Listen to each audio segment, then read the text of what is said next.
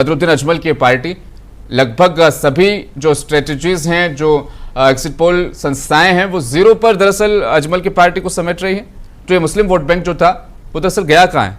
राहुल देव जी समझाएंगे इस पर आप कुछ। बदरुद्दीन अजमल 20 में से अगर 12-16 सीटें जीतने वाले जी कैरेक्टर हैं। बहुत बहुत शुक्रिया मायरा। राहुल देव जी हाँ ठीक। ये जो असम में जैसा आपने बताया कि उनकी नहीं, मुस्लिम वोट बैंक गया कहाँ है फिर? ये बड़ा सवाल। ना तो कांग्रेस की सीटें बढ़ी हैं, जी। सीटें बीजेपी की बढ़ रही है।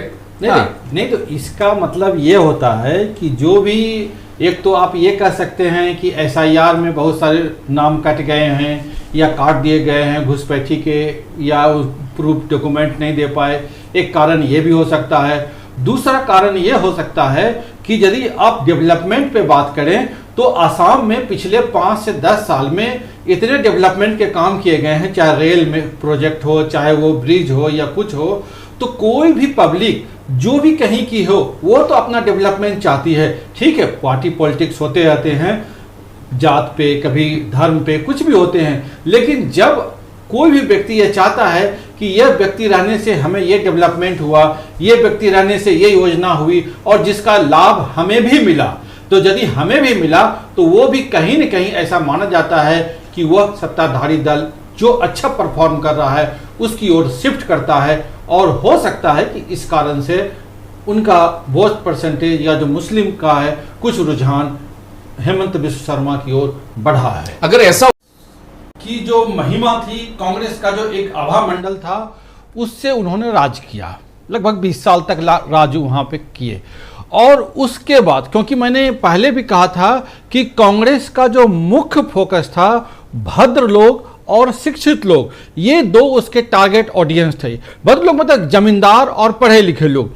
तो उसी को लेफ्ट ने क्या किया, मजदूर किसान इन दोनों को पकड़ लिया, इन दोनों को मुद्दा को बना करके, इन दोनों की समस्याओं को लेकर के वो बंगाल की राजनीति में घुस गए और लगभग 30 साल से ज्यादा, यानी 37 साल के आसपास वहां पे उन्होंने राज किया।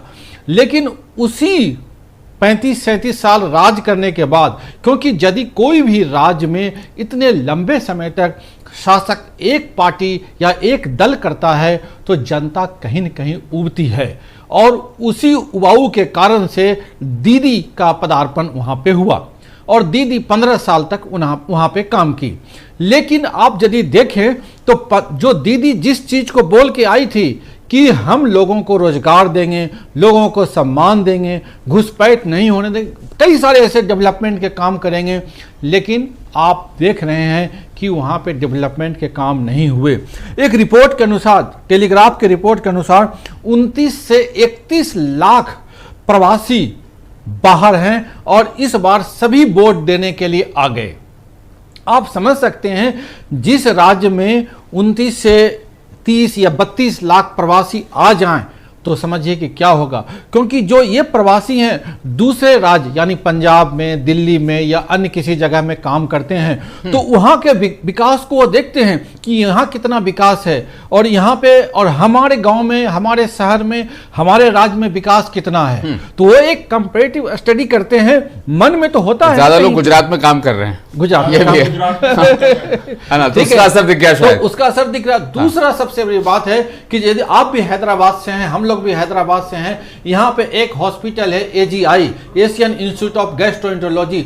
यदि आप वहां पे जाएंगे तो हर दिन बंगाल से 80% मरीज वहीं से आते हैं। इसका मतलब क्या हुआ कि इतने बड़े राज्य होने के बावजूद भी मेडिकल इंफ्रास्ट्रक्चर वहां पे अच्छा नहीं हो पाया और लोग मजबूरी में वहां से भागकर हैदराबाद आते हैं AGI इलाज करवाने। अच्छा, अदर्स के खाते में जो एग्जिट पोल दिखा रहे हैं 6-10 या 6 से 8, इसमें AJUP यानी हुमायूं कबीर की पार्टी MIM, क्या उनको वहां पर कोई एज मिल सकता है?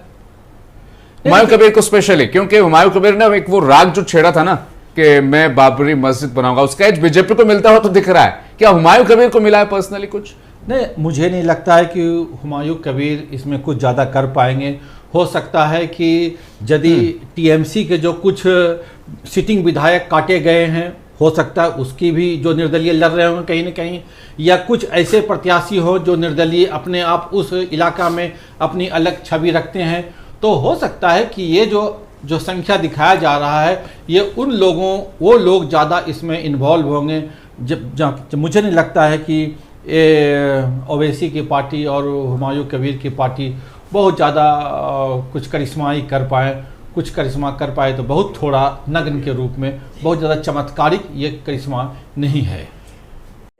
एक ही जो है होमवर्क करके दोनों जगहों पर काम कर रही थी। घुसपैठिये का मुद्दा वहां पर बराबर था, बंगाल में भी था जिस तरह से, लेकिन ममता बनर्जी और कांग्रेस का ये कहना है कि साहब इस देश का होम मंत्री जिम्मेदार है घुसपैठियों के लिए, आंकड़े देते नहीं, पार्लियामेंट में कुछ और कहते हैं और जलसों में कुछ और कहते हैं। तो इस हवाले से असम बीजेपी और बंगाल बीजेपी के हवाले से हम देखें तो इस इलेक्शन में एग्जिट पोल क्या वाकई आवाम तक वो मैसेज गया है बीजेपी का? सच कह रहे हैं? नहीं, देखिए, बंगाल और असम जी इलेक्शन तो दोनों में हुए हैं जी, लेकिन मुद्दे भी आप जो बता रहे हैं घुसपैठ के वो दोनों में हुए हैं, लेकिन सीन अलग अलग है। यदि आप देखें असम में तो असम में जो सिटिंग पार्टी है यानी बीजेपी वो पावर में है, बंगाल में बीजेपी पावर में नहीं है। हाँ, ये फर्क है। वहां पे टीएमसी के विरुद्ध है। तो जो असम के जो बीजेपी हैं उन्होंने कहा कि हम अब तक तो जो घुसपैठियों को रोकने की कोशिश किए हैं हम आगे भी करेंगे। साथ ही साथ उन्होंने डेवलपमेंट को प्राथमिकता दी। आप देख रहे होंगे कि ब्रह्मपुत्र नदी पे जो पुल बना है या और भी जो कई चीज ऐसे हुए हैं, रेल को मणिपुर तक ले जाया गया है, यानी डेवलपमेंट को फोकस किया गया है। जो अब तक जो पिछले मतलब इस बीजेपी के आने के पहले आप जानते होंगे कि आप भी लंबे समय से पत्रकारिता कर रहे हैं, नॉर्थ ईस्ट को टेकन ग्रांटेड इजी ग्रुप में लिया जा रहा है, ठीक है यार उधर जो कुछ हुआ होने दो, बाद में देख लेंगे उसको। लेकिन बीजेपी ने ऐसा नहीं किया। उनकी एक रणनीति के तहत कि हम यहाँ पे ज्यादा से ज्यादा डेवलपमेंट का काम करें ताकि जो हमारे इस एरिया में जो हम अछूते हैं यहाँ पे हम अपनी पैठ जमा पाएं। इसी पैठ जमाने के चलते उन्होंने दूसरी बार यानी 2 टर्म उन्होंने पूरा किया असम में, और तीसरे टर्म के जो अभी तक जो एग्जिट पोल है उस हिसाब से लग रहा है कि उन्होंने फिर रिपीट कर लिया जी। लेकिन बंगाल में जो सीन अलग है, यहाँ भी बीजेपी ने घुसपैठ का मुद्दा उठाया क्योंकि उन्होंने बीजेपी ने क्या नारा दिया, माँ माटी और मानुष जी, ठीक है। माँ मतलब हो गया कि यहाँ पे ममता बनर्जी जो एक फीमेल है और उनकी जो फोकस होनी चाहिए महिलाओं की सुरक्षा पे पहले जी, लेकिन उन्होंने महिलाओं को सुरक्षा पे पूरा ध्यान नहीं दिया, जिस कारण से आपने देखा कि बलात्कार की घटनाएं हुई कॉलेज में, मेडिकल कॉलेज में, और पूरा बवाल मचा था। दूसरा जो है माटी, मतलब यहाँ के लोगों को उन्होंने रिस्पेक्ट नहीं दिया। रिस्पेक्ट का मतलब क्या, कोई इंडस्ट्री नहीं लगाया, कोई डेवलपमेंट के काम नहीं किया, जिस कारण से यहाँ के लोग बाहर जाने को मजबूर हुए। तीसरा है मानुष की, मतलब कि जो वहाँ के लोग हैं उनको आप घुसपैठ के कारण से जो वहाँ के लोग हैं उसको रिस्पेक्ट नहीं मिल रहा है, और जो घुस के आए हुए हैं उनको ज्यादा रिस्पेक्ट मिल रहा है। यानी मुद्दा तो एक ही है लेकिन सीन अलग अलग है। वहां पे वो अपने पक्ष में कर रहे हैं, यहाँ पे इनके विपक्ष में कर